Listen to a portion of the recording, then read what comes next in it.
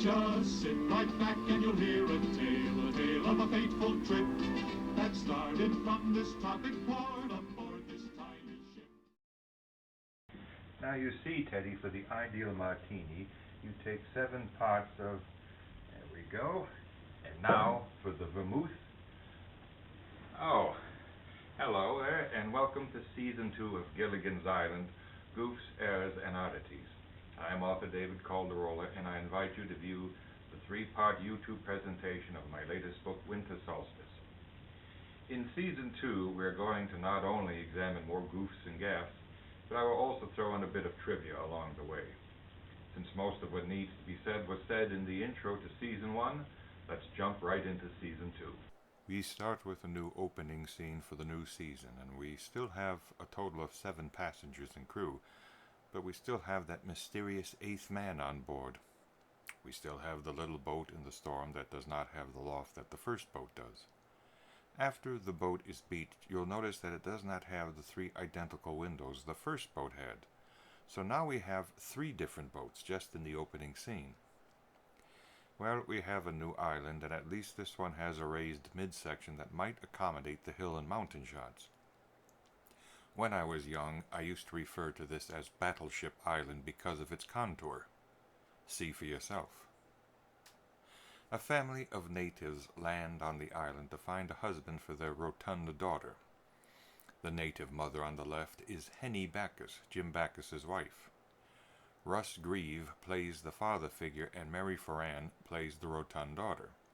But believe it or not, Mary Ferran is 4 years older than Russ. She's 46 and he's 42. As the camera moves in and pulls out in this scene, you can see the boom mic's shadow on the wall move also. Gilligan has been challenged by Haruki for the girl, so he needs to practice his spear throwing at a target that looks a lot like it has been spray painted by an expert. It must have been. You can see the spray painting equipment to the right. As Gilligan rushes to throw, you can see actor Eddie Littlesky standing with his left shoulder at Gilligan, but the next scene shows him standing directly square to Gilligan. Now, I said in the first season's video that I would return to the issue of the skipper's military career, but only as a bit of trivia here. Eddie Littlesky, a full-blooded Oglala Sioux Indian, was a World War II veteran and served in the Navy. Alan Hale was also a World War II veteran, but he served in the Coast Guard. That's right, Eddie, the native, is the real World War II sailor. Gilligan has the deciding vote in an upcoming beauty contest. As Gilligan falls to the ground in this scene, you can see a cigarette butt in the sand. It may have been Bob Denver's. You can't see it too well in this screen capture, but his fingers are nicotine stained. You'll see a little more proof later that apparently Bob Denver was a heavy smoker. The gang needs glue for the lens of a Martian probe that landed on the island. The skipper asks Gilligan what does he know about tapping trees. Gilligan says he can do it because he saw it in a movie once, but he already did it in Season 1. 2 strange-looking men are supposed to be scientists, trying to re-establish contact with the Martian probe. It looks like the one on the left has the letter L starting his name, and the one on the right has the letter S. But Mr. L calls Mr. S George, and Mr. S calls Mr. L John. Now this is something that will occur numerous times over the 2nd and 3rd season, a segue that starts with a few seconds of an exterior hut shot, followed by the action supposedly within it. But the show constantly gets their huts confused. This is an exterior night shot of the skipper and Gilligan's hut, but the action takes place in the Howell's hut. Mr. Howell is dreaming he is a prospector that has struck it rich. Here we can see the cameraman getting his fingers in the way. Mr. and Mrs. Howell have lost their money, so the others try to teach them some basic skills. Lovey says she knows nothing of sewing, but she sure seemed capable the numerous times when she had to whip up a blazer or jacket for someone. This is probably the most recognized goof on the internet. Gilligan has marked the vodka bottle he filled with water with an X. The Russians drank vodka while the men drank water. But when Ivan passes out, he is holding the bottle marked with the X. Gilligan had become a radio when he was accidentally belted in the mouth by the skipper. As he falls over the table, he smashes the real radio. This radio is an all-transistor radio, but the part the professor holds clearly shows the sockets for vacuum tubes. The skipper is preparing Gilligan to take command if anything should happen to him, but when he is trying to demonstrate his skill at calling out each party member and assigning them a weapon to fetch, he tells Mr. Howell to get item 2, which is actually the shield. Jim Backus was supposed to be assigned weapon 5, the club, so he fetches it anyway. As Gilligan tries to march the group back to camp, marching backwards himself, of course, he falls over the cliff wearing the skipper's cap, but he is then shown hanging from a limb with his white sailor's cap on. The mosquitoes have landed on the island by helicopter with all of their bags and instruments, but the helicopter is a small two-seater that couldn't possibly accommodate them. Here we go again. Exterior girl's hut, interior skipper and Gilligan's hut. Gilligan hauls a World War II mine ashore. That is, if you can believe it. The skipper remarks later in the episode that the mine has 600 pounds of explosives in it. Can you believe scrawny Gilligan hauled it ashore? What's more, it's supposed to be magnetic, but it does not attract Gilligan's belt buckle, his fishing reel, or his genuine solid steel four-leaf Lucky Charm around his neck.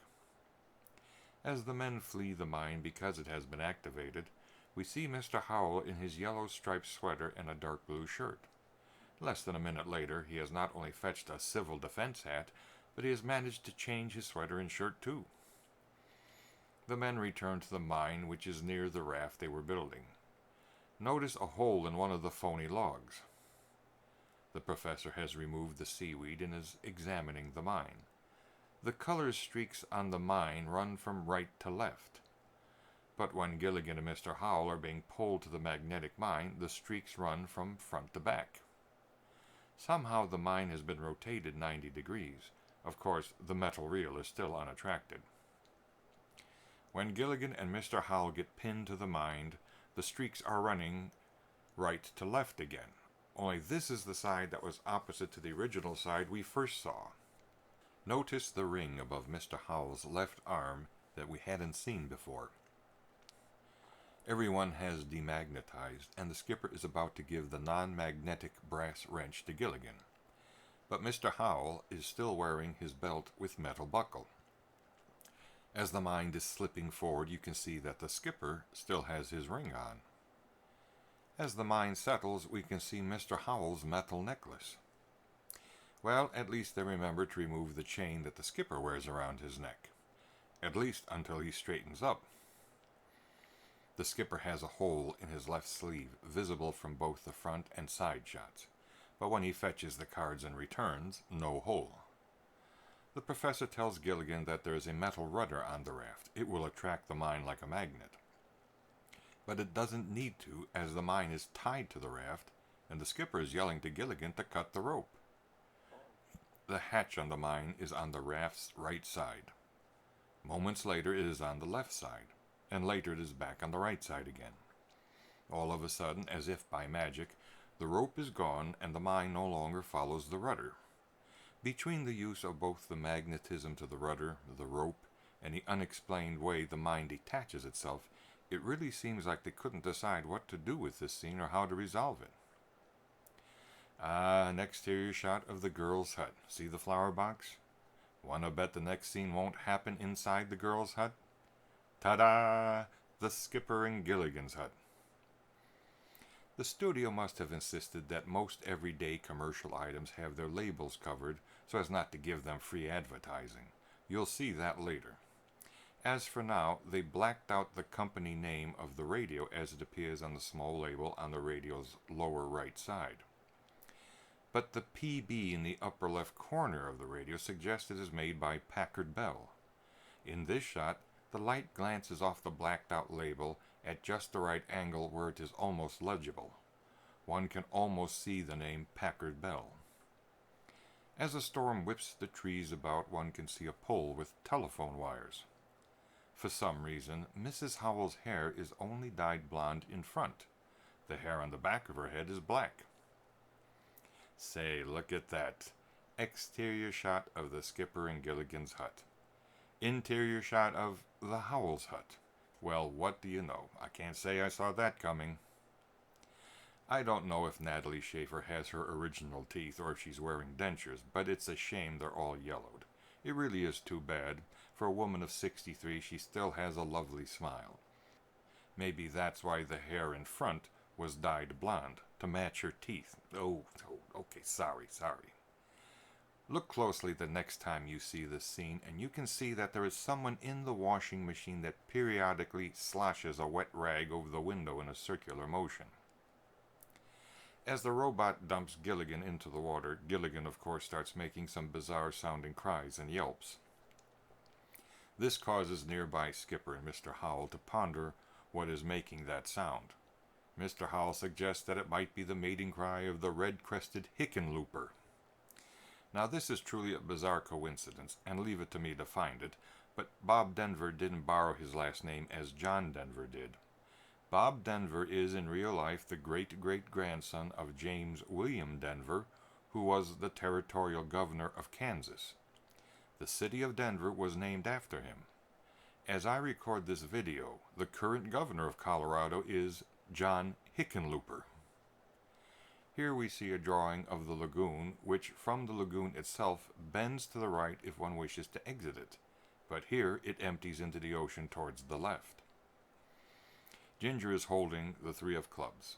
Is it just me, or is the 3 upside down? The professor begins his introduction of the fabulous Mademoiselle Ginger who can read the future. Of course, he has planned this deception with Ginger, but wouldn't you think that the other castaways would wonder why the professor is acting like he actually believes in fortune-telling?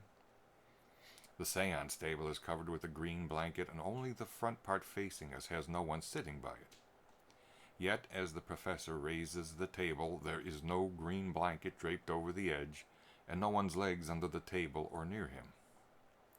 Remember the professor seeming to be excited about Ginger's supernatural ability, and how I pointed out that the other castaways should have found it odd that the professor is okay with Ginger's act? In this scene, the skipper asks, "Where's the professor?" Gilligan answers, "He thinks this stuff is silly." This constitutes a violation of a character's personality that the episode's writer should have been aware of. Mr. Howell needs to return to civilization to stop an imposter who is spending his money. As his pontoon boat sinks, Mr. Howell fires his flare gun. But where did the flare come from? After all, in the previous telephone cable episode, Ginger is trying to get some info for the Ginger Grant story. She asks the professor, "And when the ship sailed past, was that April or May?" The professor answers, "April. You mean when we tried to attract the ship's attention and couldn't find our one and only signal flare."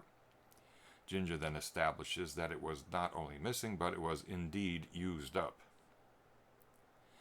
Oh boy, exterior Skipper and Gilligan hut, interior Howell hut. You know, I am really beginning to believe they are doing this on purpose. By the way, in this scene, Lovey tells the professor that Mr. Howell, who has been panicked by the spending of the imposter, really needs to see a psychiatrist. But in more than one episode, Lovey has acted like a licensed psychiatrist, even to the point of mixing up a sedative for Gilligan. Later she's added again when Gilligan has the stone bowling ball stuck to his hand in Season 3. So why not just give Thurston the psychiatric help he needs without the professor? Now this has got to prove that the production people are trying to drive the audience crazy. Here we have the typical exterior Skipper and Gilligan hut shot. Notice that from left to right there is a chair, a rock, the door, and a big clamshell. Gilligan says he saw a ghost the previous night, so he intends to prove it to the skipper. When the skipper exits the hut, he falls over Gilligan, but notice that there is a chair where the clamshell should be, and there is a barrel next to the door. Gilligan can't sleep on a haunted island, so the skipper gets out of bed to handle the problem. His blanket bunches up in the middle of the hammock. Later, when the other castaways gather in the hut and Gilligan says they only have 2 hammocks, Mr. Howell grabs the skipper's hammock, which now has the blanket spread out evenly over it. Skipper and Gilligan, pretending to be ghosts, take off their hats and rest. They see the real ghost and fall over. In the meantime, the other castaways are still haunting about. 3 on the left and 3 on the right. That makes 6 castaways roaming about, none of which are wearing either the skipper or Gilligan's hat. Add the skipper and Gilligan, and we have 8 castaways.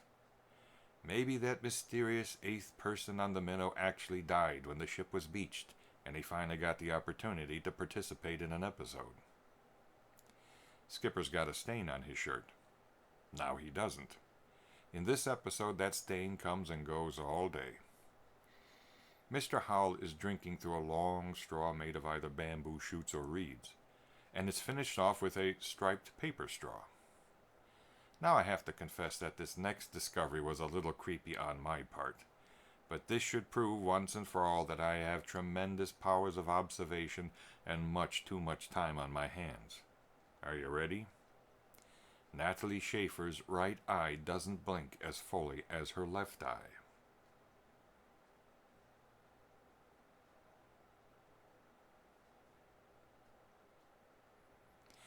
Well, let's get back to normal business. And what could be more normal than exterior Howell hut, interior Skipper and Gilligan hut? In the episode about the lack of oranges in vitamin C, we see another exterior Howell hut and an interior Skipper and Gilligan hut. What a strange orange, going from evenly colored to spotted to evenly colored again. The Howells aren't married in this episode, or at least they think they aren't, and Ginger suggests that the skipper could marry them. The professor said it would be illegal because a captain has no authority on dry land. Gilligan suggests building a raft and pushing it out into the lagoon. The professor says that as long as it is at sea, I guess it is legal. Well, no, it's not. The power that is quote-unquote vested in a captain comes from the authority of the ship's owners. A privately owned vessel, like the Minnow, or even a larger ship, size has nothing to do with it, has no authority to give. Only captains of ships that are owned and licensed by state or national authorities have the authority vested in them to perform legal marriages. Well, anyway, Lovey insists on being called Miss Wentworth until after the ceremony. Thurston says, "You've been Mrs. Howell longer than you've been Miss Wentworth." If that is true, and the Howells have been married for 20 years, then Lovey is 39 or younger. But even if we are gallant about it and accept Mrs. Howell as being, say, only 50 years old, then they would have been married at least 26 years for Thurston's remark to be true. Mr. Howell has temporarily broken up with Lovey, so he moves into the Skipper and Gilligan's hut. Mrs. Howell moves in with the girls. Gilligan and Skipper are sleeping outside. Who's living in the Howells' hut? To make it worse, when the skipper says he isn't moving from the spot he is on, and this shot of the Howells' hut appears, you can hear the skipper say, "Gilligan, that is our hut, and I'm going to find a way to get back into it," or something like that. The production crew has got to be screwing up these hut shots intentionally. It just isn't possible that they have all happened by accident. But before the second season comes to a close, we have yet another exterior girls' hut shot followed by interior professor's hut. Gilligan is running the lightning rod to the meteor. Notice the old method of scratching the frame's surface with a needle to produce a jagged bolt. I did this myself when I was a teenager on some 8mm film I had shot. Well, the second season ends with a bang as the meteor blows up.